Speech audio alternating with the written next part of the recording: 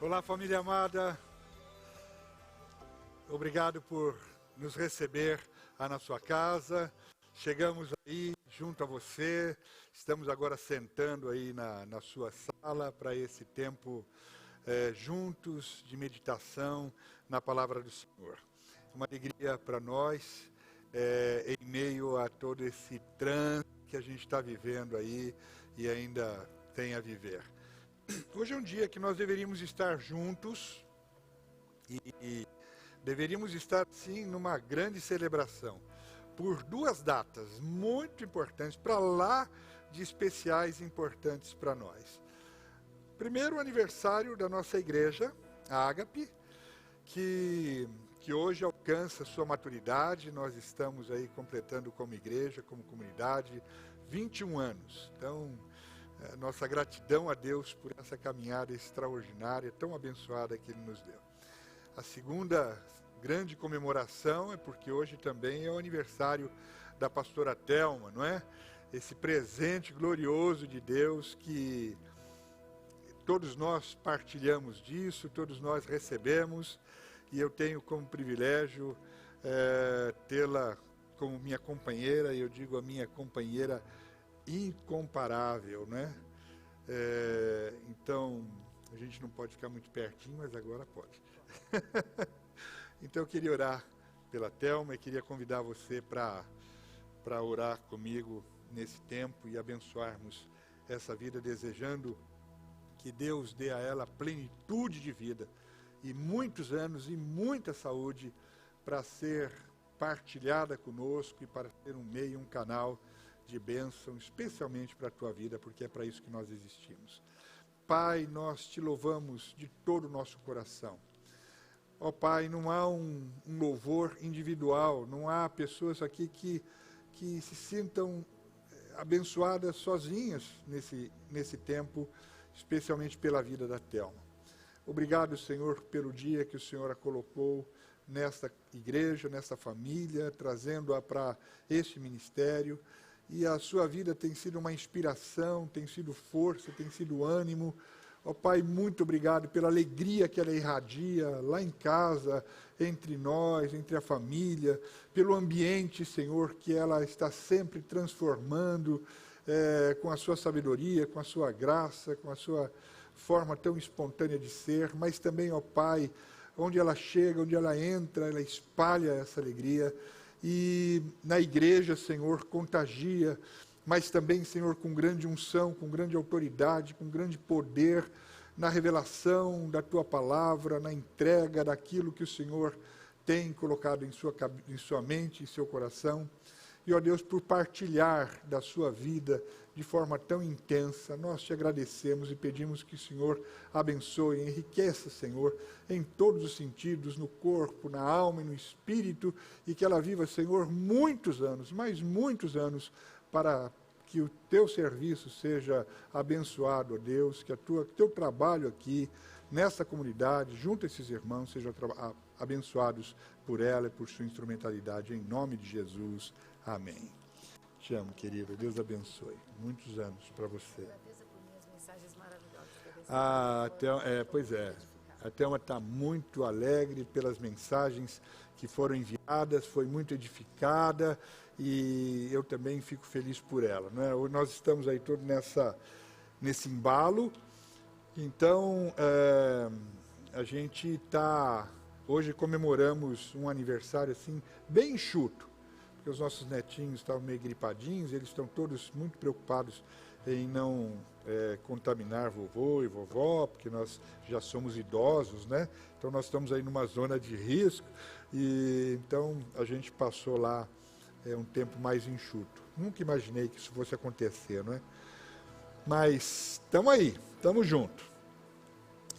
Esse é o segundo encontro pela internet que a gente tem juntos, e graças a Deus, né, irmãos, por esses recursos tecnológicos, e eu quero agradecer mais uma vez por essa equipe linda. Nós estamos aqui bem enxutos, né?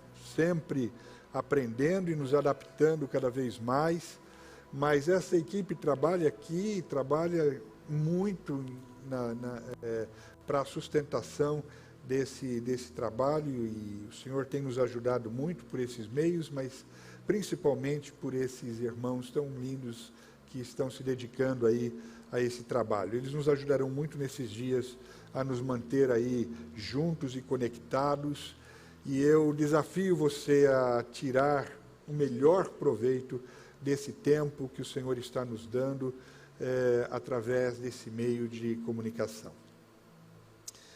Eu quero saudá-los com a bênção sobrenatural com a qual Jesus nos abençoou, nós, os filhos de Deus, os seus irmãos. E Ele abençoou dizendo: que a maravilhosa graça esteja com você. A poderosa paz de Deus guarde suas mentes e corações. Eu acredito que o que vocês mais precisam neste momento é o que eu preciso. E nós estamos necessitando segurança no amor do Pai, graça de Jesus, que nos traz essa paz na mente, no coração, nos garantindo fortalecimento, saúde para o nosso corpo, para a nossa alma, para o nosso espírito, e ajuda, não é? O Espírito Santo é consolador, e ajuda nesse tempo de dificuldades inimagináveis. E se tem algo que nós, filhos de Deus, podemos contar seguramente nesse momento, é com essa realidade e com essa palavra, essa declaração de Jesus que soa como um pacto para as nossas vidas, não é? Bom, eu não estou aqui nesta noite simplesmente para acalmar o seu coração, porque eu acho que a questão não é essa, nada acalma, nenhuma palavra de homem nenhum nesse momento, ela acalma, não é? Então, a minha missão não é acalmar, anestesiar o seu coração, mas é trazer algo da parte de Deus, trazer uma palavra do Pai que os fortaleça, que os fundamente, tornando-os inabaláveis diante deste enfrentamento desconhecido e violento que nos atinge a todos indistintamente. Com isso em mente é que eu busquei em Deus algo para que possa ser de fato uma orientação para a vida. E o que o Espírito Santo me deu como orientação para compartilhar com você foi essa declaração que é um pacto conosco, não é? Disponibilizando para nós maravilhosa graça e poderosa paz no meio de muita tribulação. É sobre isso que eu queria conversar com você um pouquinho nesta noite. Quem declarou essa bênção aqui à igreja de Tessalônica foram os pastores e o apóstolo Paulo, Timóteo e Silas. E eles declararam essa bênção para a igreja em dias de muita tribulação. Qual era o cenário ali? Deixa eu falar rapidamente o que estava acontecendo naqueles dias. O ano era de 51, depois de Cristo, obviamente. Tessalônica era um grande porto marítimo situado ao norte da Grécia, e havia ali uma pequena comunidade judaica que se converteu ao cristianismo com a visita de Paulo à sinagoga deles e anunciou a eles Jesus. Mas eles mal tiveram tempo de declarar a sua fé e já, como igreja, foram mergulhados numa grande perseguição. Muitos deles encontraram a morte prematuramente nas mãos daqueles que odiavam a Cristo e os seus seguidores, os seus aliados, e eles sofreram muito, ora nas mãos dos judeus zelosos. Paulo havia sido um desses perseguidores algozes do povo cristão, mas havia também agora ali os gregos irados, as autoridades romanas impiedosas. E então isso é bem um cenário mesmo, né? Um cenário de escuridão. E aí, como é que estava acontecendo essa perseguição?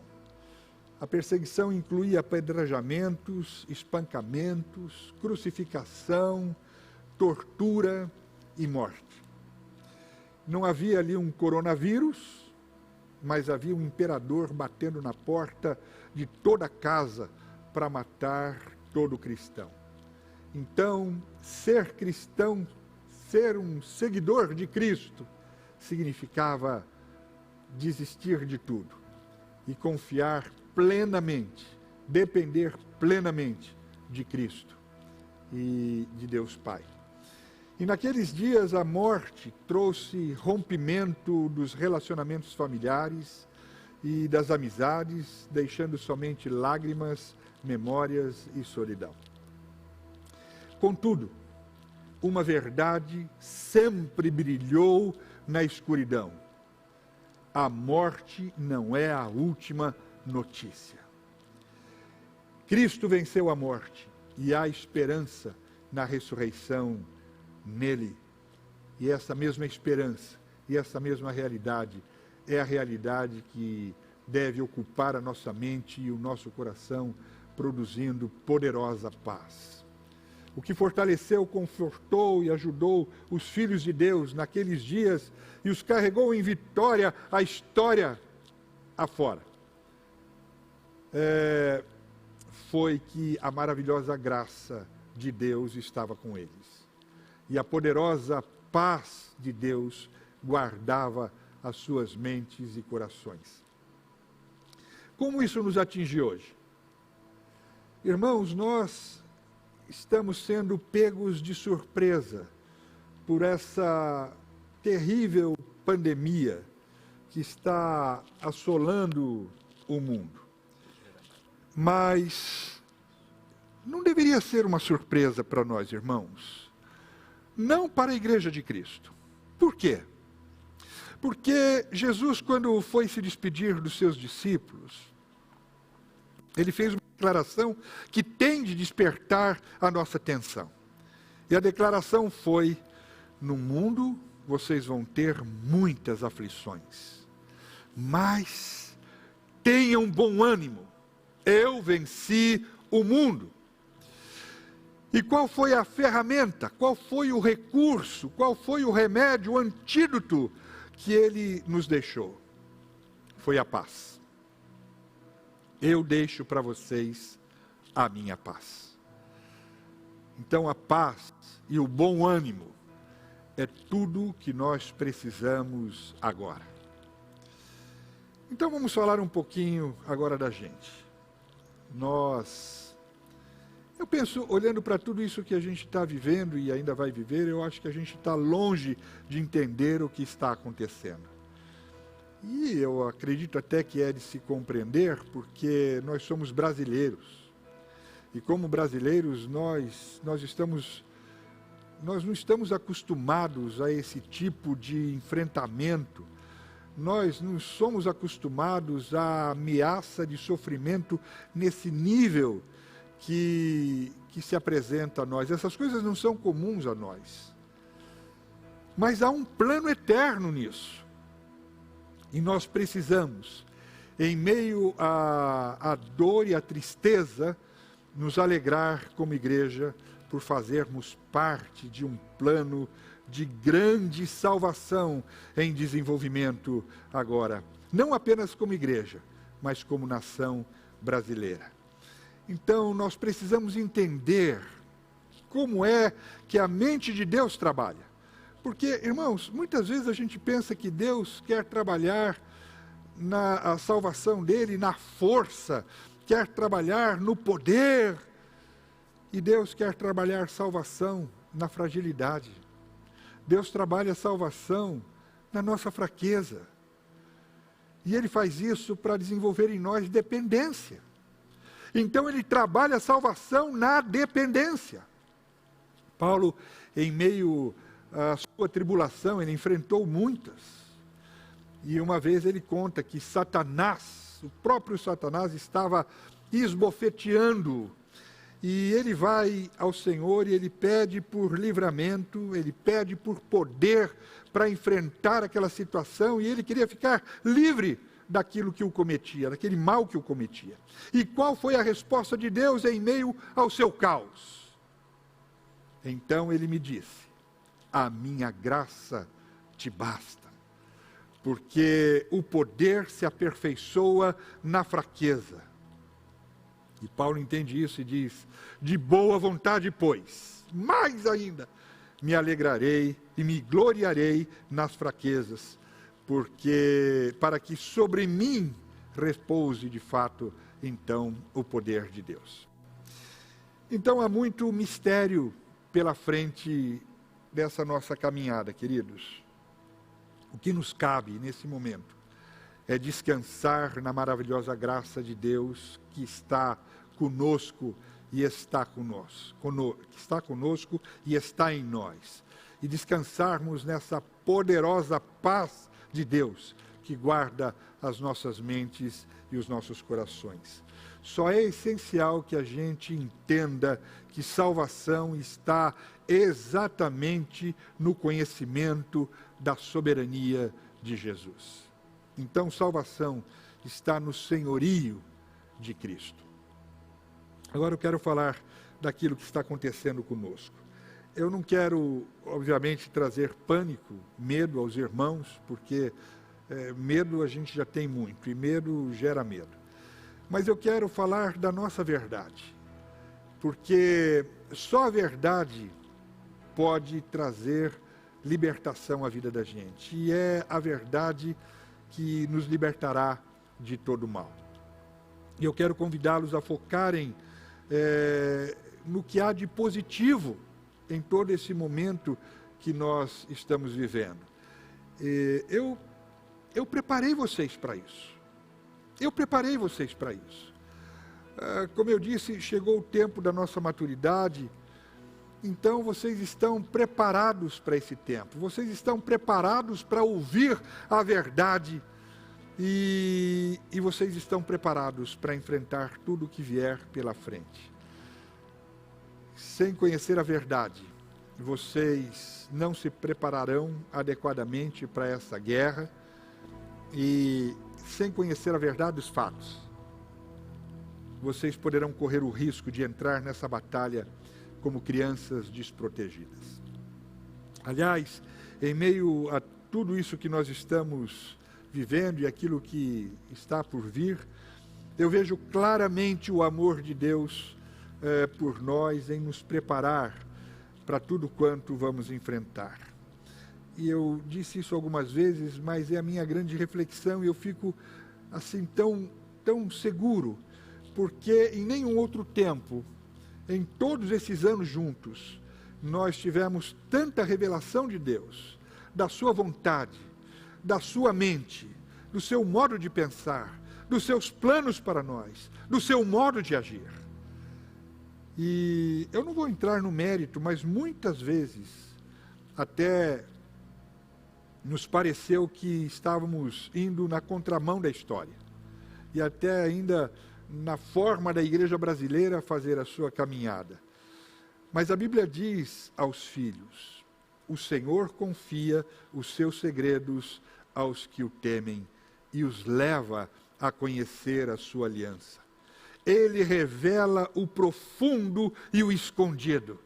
Ele conhece o que está em trevas e com ele mora a luz. Que coisa linda e gloriosa. Então, no meio a toda essa confusão, nós conseguimos ser muito gratos a Deus, porque todo aprendizado desses últimos tempos, desses últimos meses, desses anos que vivemos nessa condição, buscando essa revelação e conhecer a mente de Deus, agora isso tudo nos levará a enfrentar esse momento com tranquilidade, descansando no amor de Deus, como Pai, na graça do Filho, que que sempre se inclina na nossa direção, e na comunhão deliciosa, e na presença sempre do Espírito Santo conosco. No entanto, eu tenho de dizer que nós estamos caminhando rapidamente para um caos. É o que está anunciado e é uma verdade. Eu estava dizendo isso para os nossos presbíteros no início desse dia, ainda entrando na madrugada. Os próximos dias, eles serão caóticos. O mundo inteiro já está vivenciando esse caos. E eu digo isso como um alerta para o seu coração. A gente precisa se conscientizar disso para saber como reagir a tudo isso. E eu estou aqui para ajudá-los a entender esse momento e ajudá-los na reação, naquela reação que nos fará vencedores. Mas o que é caos? Caos é um cenário de escuridão.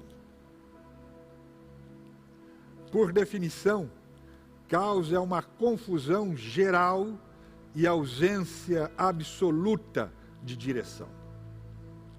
A Bíblia fala sobre caos lá em Gênesis capítulo 1, verso 1, e se diz, e ali é dito, a terra era sem forma e vazia, e havia trevas sobre a face do abismo. Mas uma coisa que nos chama a atenção aqui, é que em meio ao caos, o Espírito de Deus pairava sobre as águas. É nisso que nós estamos mergulhados, num vazio, numa escuridão. Nos encontramos diante de algo que não conhecemos o tamanho, nem a dimensão, e que colocou o mundo numa confusão geral, onde ninguém sabe de nada, ninguém pode nada, ninguém controla nada, e ninguém tem orientação definida para dar. E o que me vem à mente nesse quadro, nesse cenário, quando eu penso nisso, é aquela brincadeira de infância, né? Quantos de vocês aí, quando crianças, brincaram de cabra cega? Eu pensava que era cobra cega, mas é cabra cega, né?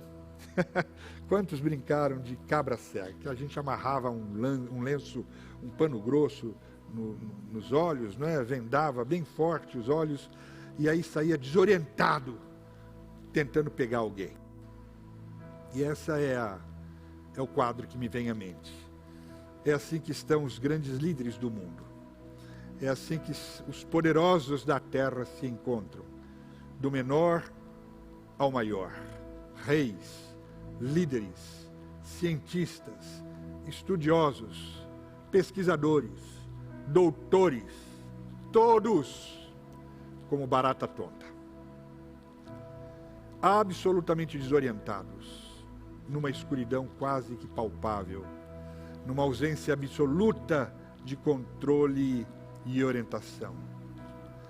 Entretanto, com o que podemos contar no nosso caos de hoje?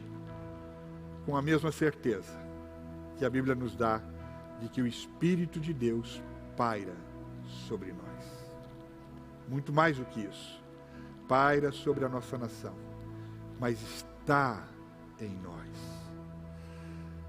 Por isso, não foi por medo que nós tomamos a decisão de suspender as nossas atividades presenciais. Ou por falta de fé, imaginando que o problema que enfrentamos é maior do que a fé e o poder de Deus e a graça para vencermos tudo isso. Absolutamente não. E também não foi para nos protegermos a nós.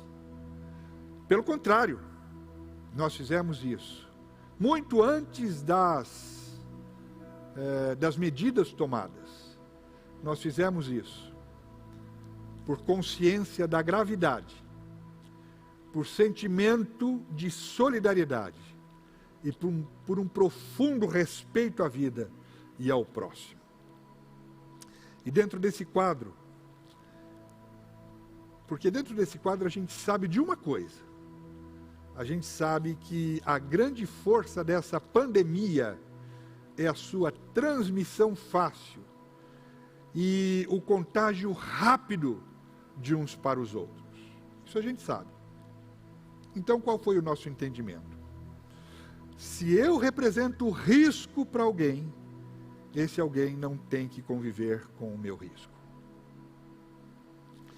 Porque, irmãos, nós não estamos imunes a isso, nem refratários, e nem indiferentes, mas nós estamos nisso. E aonde nós estamos, a nossa vida está oferecida para salvar. Nós nos gabamos em pensar que nós somos os grandes agentes de Deus no mundo dos últimos dias, não é? Como Brasil, como nação, nós somos o celeiro do mundo, as nações dos confins da terra e a nação que será usada por Deus para salvar o mundo, para abençoar o mundo.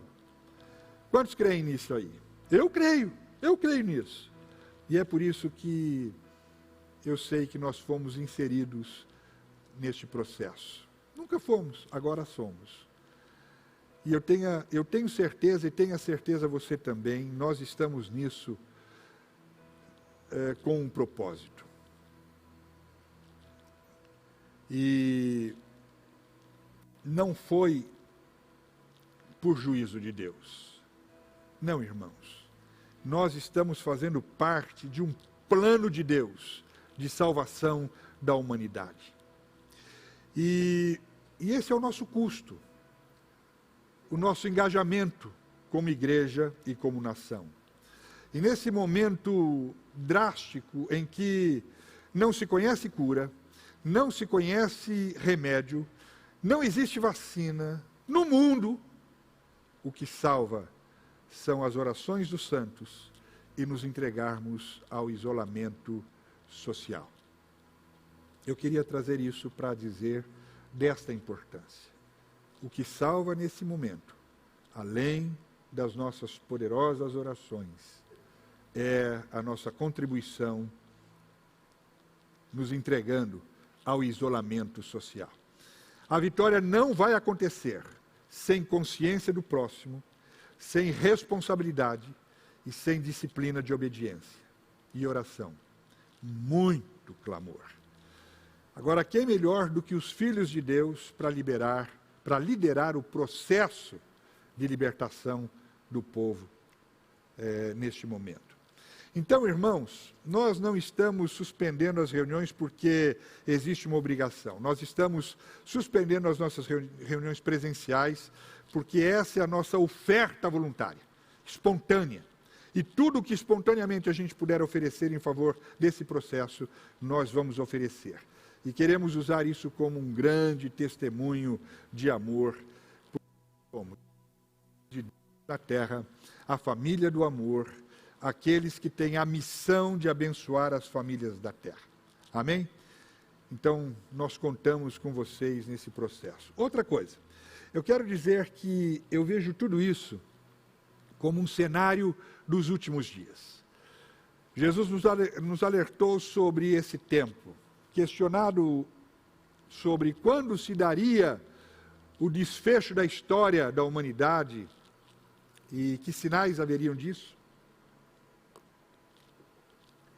Ele respondeu: haverá terremotos, epidemias e fome em vários lugares, coisas espantosas e também grandes sinais do céu. Porém, tudo isso é o princípio das dores. E ele disse: e na vossa perseverança ganhareis a vossa alma. Na vossa perseverança é que ganhareis a vossa alma. Eu não tenho respostas prontas quanto a isso, claro, mas nas minhas reflexões eu fico pensando que Deus virou a chave e Ele nos introduziu num outro tempo da história, o tempo do fim, no tempo dos últimos acontecimentos. E Deus está hoje, do seu modo, chamando a atenção de todos os seus filhos humanos para o fato de que o tempo se esgotou. Eu tenho absoluta convicção disso. E eu volto a dizer, não é ainda o juízo de Deus. Porque enquanto a igreja e o Espírito Santo estiverem na terra, Deus está agindo em graça e amor, tomado de misericórdia. No entanto, Jesus disse, não vos assusteis, porque é necessário assim acontecer. Mas ainda não é o fim. É necessário que primeiro o Evangelho seja pregado a todas as nações. Então virá o fim. Então esse é o momento. E Deus está dando a chance aos homens da terra de se arrependerem. Mas a grande maioria, querido, só se arrependerá mediante a dor, o sofrimento e sobre a pressão do pânico. Por isso, Deus não tem outra saída, claro, senão se utilizar deste expediente. Criado pelo homem, viu? Não é Deus que fez isso, porque Deus não faz o mal.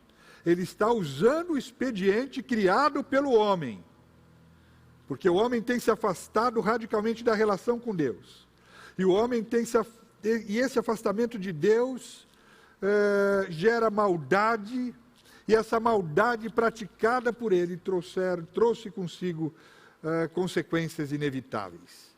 E Deus está aproveitando isso para salvar a humanidade e não para condená-la. Por favor, não vá dizer que eu estou profetizando que o mundo vai acabar com o coronavírus. Não é isso que eu estou dizendo. Mas eu estou afirmando com absoluta certeza, isto é um sinal de que Jesus está às portas. E Deus está nos dando a oportunidade de a gente viver muitas coisas, rever muitas coisas na nossa vida, e nos arrependermos de muitas delas, e nos voltarmos para Deus e para a sua soberania, fazendo dele o Senhor da nossa vida, bem como revelarmos Deus, o Pai, para os filhos que ainda não o conhecem. Entre o povo judeu há um ritual chamado Yom Kippur. É um ritual de expiação dos pecados do povo. De tempo em tempo, quando o povo se afastava, depois a nação de Israel era conduzida a um arrependimento dos seus pecados, e por meio disso eles se propunham a uma reaproximação de Deus, e para ver Deus de novo como o único Senhor deles. Então eles iam para esse ritual de expiação, e Deus os recebia, e eles podiam ser novamente abençoados por Yahvé. E eu fico olhando para tudo isso e eu digo, Deus impôs o Yom Kippur a todas as nações da terra nesse dia, para que haja salvação, para que haja expiação, grande arrependimento, olhos voltados e vidas voltadas para Deus e para a sua soberania, para o seu senhorio. Deus quer salvar-nos. Deus quer salvar a todos, quanto puder salvar. E Ele é Pai. Deus é amor. Eu vivi uma experiência muito interessante no Rio de Janeiro essa semana que passou. Nós fomos visitar a nossa igreja irmã lá no Morro do Borel. Vocês acompanharam isso. E aí, depois das atividades do final de semana do Borel, nós fomos à praia, que era em frente ao hotel onde nós estávamos hospedados. Nós estávamos acompanhados ali dos nossos irmãos Écio e Elisângela, que estavam conosco nessa viagem. Nós estávamos ali na praia, eu estava lendo um livro e havia música tocando, um samba, um pagode, essa musicaiada de praia, não é? Mas eu não estava prestando atenção porque eu estava enfiado no livro lá. Mas dali a pouco o Écio me chamou e chamou minha atenção e disse, pastor, escuta a letra dessa música. E eu escutei e quase caí da cadeira, porque o cantor eu fui saber depois, é um pagodeiro famoso, é um letreiro muito conhecido e desejado de muitos outros pagodeiros, famosíssimo no meio artístico, o Thier. E a música que ele estava cantando era Lugarzinho. Nada a ver com crente, nada a ver com crente. Mas a música dizia assim, em algumas frases da canção. Dizia assim: pisa com força no leão e na serpente, diz aquele livro grosso e milenar. Fecha na corrente e avisa o ateu que Deus está para chegar. E ele completa dizendo, para separar os seus. E eu fiquei imaginando a realidade do amor de Deus. Porque aos seus filhos, nós, aqueles que conhecemos todo o processo da graça, fomos alcançados, a revelação veio até nós, nós somos levados a ir aonde está o Pai. Mas há aqueles que não têm esse conhecimento. Então Deus desce e vai até onde eles estão. E vai na linguagem deles. E vai acordá-los da sua condição. E dizer, diga aí, para quem crê e para quem não crê. Diga aí para o ateu, que eu estou para chegar. E usa essas situações todas. Deus está avisando seus filhos em todo o mundo, por todos os meios. E a condição para voltarmos à vida no seu verdadeiro sentido é cada um deste planeta encontrar a vida no senhorio de Deus, na sua soberania, numa total dependência. E só haverá paz na sua mente e no seu coração quando Deus for o Senhor. Quando a gente tiver, de fato, uma confiança, uma dependência absoluta e não relativa dele. A vitória para esse tempo está em ter paz na mente e no coração. E bom ânimo, boa vontade uns com os outros. É isso que Jesus prometeu. Se Ele é Senhor da nossa vida, então a vida está em ter paz, em ter boa vontade. Então, nesse momento de tribulação, o que é que nós precisamos? Paz. Onde está a nossa paz? Em Deus. Deus é amor. E eu sou filho. Fiquemos, irmãos, em paz. E se houver paz na nossa mente, haverá no nosso coração paz e um bom ânimo. Nossos filhos vão ficar momentaneamente em casa, sem escolas, nesses dias. É um problema? É. Mas é para tirar a sua paz? Não. Provavelmente você vai ter um punhado de contratos cancelados, suas finanças, como a minha, possivelmente, estarão totalmente desorganizadas. É um problema? É. Mas é para tirar a tua paz? Não. Então, queridos, este é o caminho. E eu encerro com isso. Quando Jesus fala sobre bem-aventuranças, ele diz: bem-aventurados os pacificadores, porque eles serão chamados filhos de Deus. Sabe como as pessoas vão saber que você é um filho de Deus numa hora como essa? Você, no meio dessa escuridão toda, vai ser um instrumento da paz. Você vai ter bom ânimo para trazer às pessoas ao seu redor a razão, a tranquilidade, verdadeiro sentimento de segurança. Você vai ensinar as pessoas a estarem seguras, não mais no patrimônio delas, no patrimônio que tinham, não mais na agenda que elas conseguiram construir, ou nas estruturas que elas conseguiram montar. A paz de todos nós está na nossa dependência absoluta de Deus, como Senhor das suas vidas, das nossas vidas. Amém, irmãos? E nunca esqueça, 3 coisas. Deus é bom o tempo todo. Deus ama se relacionar conosco. Perto está o Senhor. E cada um de vocês é particularmente especial e importante para Ele. Amém? Com isso, eu deixo você na paz. Vamos orar? Abaixe a sua cabeça. Quero convidá-lo para isso. Querido Pai, que esta paz prometida e agora tão necessária, muito mais do que podemos pensar ou imaginar, nós pedimos que ela invada a nossa mente e o nosso coração. E o Senhor se vergue para nós com graça e ajude os seus filhos onde quer que estejam. E sustente cada um, ó Pai, desta família e desta casa. E que o Senhor abençoe todos quanto trazemos no nosso coração,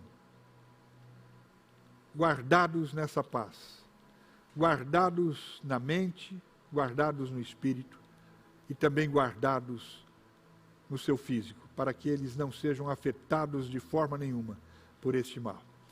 E dá-nos o fortalecimento e consciência para esse engajamento. E que em meio a essa escuridão quase que palpável, como luz que somos, possamos brilhar intensamente e fazer o Teu nome e o Teu socorro conhecido de todos. No nome de Jesus. Amém. O Senhor te abençoe e te guarde. O Senhor faça resplandecer o rosto sobre ti e tenha misericórdia de ti. O Senhor levante o seu rosto e te dê a paz. Hoje e sempre. Amém. Te amo. Estamos juntos.